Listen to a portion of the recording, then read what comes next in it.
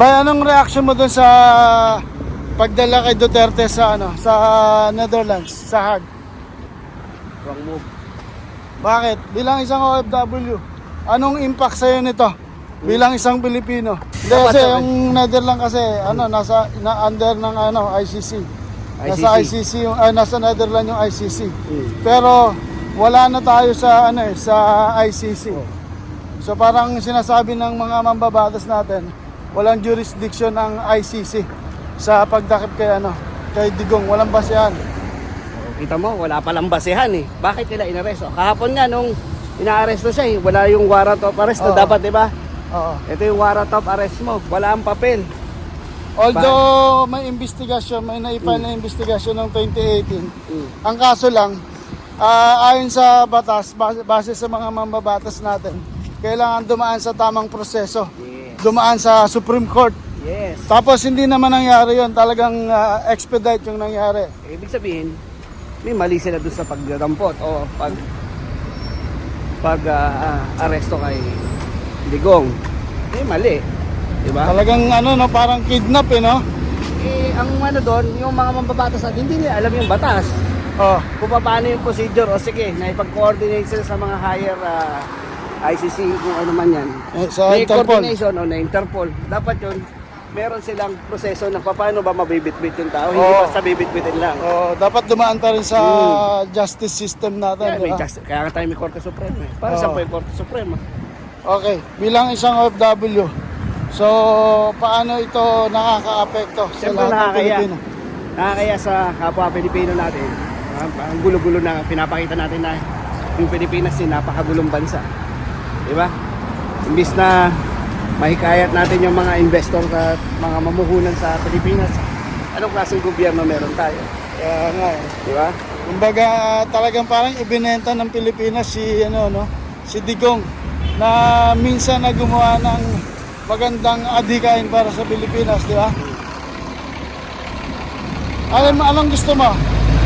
Adik na mamatay o mga inosente? Alam mo yung war on drugs ni President Duterte, maraming naging yung bunga. Yung mga naging bunga nun is tumahimik yung bayan. Yung mga addict na bigyan ng second chance, magbagong buhay. Oh, Di ba? tama. At least bigyan nila ng second chance, hindi nila pinalulong lang. Okay. Tataka nga ako, wala nang pamilya nagreklamong pamilyang namatay ng due to war on drugs. Tapos biglang Biglang mga sumulpot pamilya na lang, no? Oo. So, yun sa pangalan mo, sir? Harvey! Sir Harvey sa Kuwait. Yeah. Ano masasabi mo, bay? Mali yun. Dapat tumaan muna sa tamang proseso. Dapat idunulog muna sa Supreme Court. Kaso diniretso nila.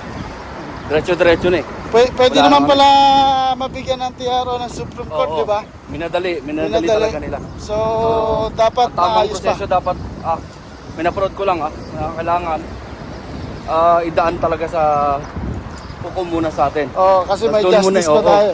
May justice tayo. Doon nila babasahan, titignan kung valid ba talaga yung ano na yun. Oo. Saka ang court natin na mag-decision. Saka ito turn over sa Oo. di ba, kapag nabigyan Oo. na ng Eh, kaso hindi. Binaypass na yung court sa atin. Oo. Diniretso na. So, yun. So, mali. Mali.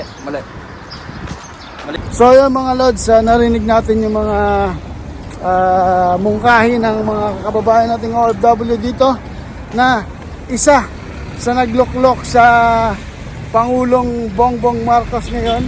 So parang pinagsisisihan namin bakit binoto namin nung nakaraang eleksyon to. So dahil kay Sara. Binoto ko si Marcos kasi kay Sara. Binoto namin si Bongbong Marcos dahil kay Sara Duterte.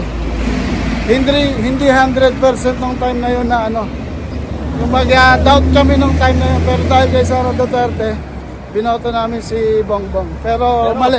Kahit na di ako nagsisisi na bumoto kay Sara. So, sana sa 2028, buboto ako kay BP Sara. Sana tumakbo siya ng presidente. Si BP Sara na lang yung chance natin para maiahon natin ng Pilipinas. So, yun nga mga kapatid. mga kababayan OFW. Ito ipadala nyo sa ICC. Pakalmahin ko si Katy to. Perry? Sige, Si Katy Perry to. So ngayon, mga kababayan, lalo na sa Netherlands, supportahan natin si Pangulong Digo. Matanda na yan.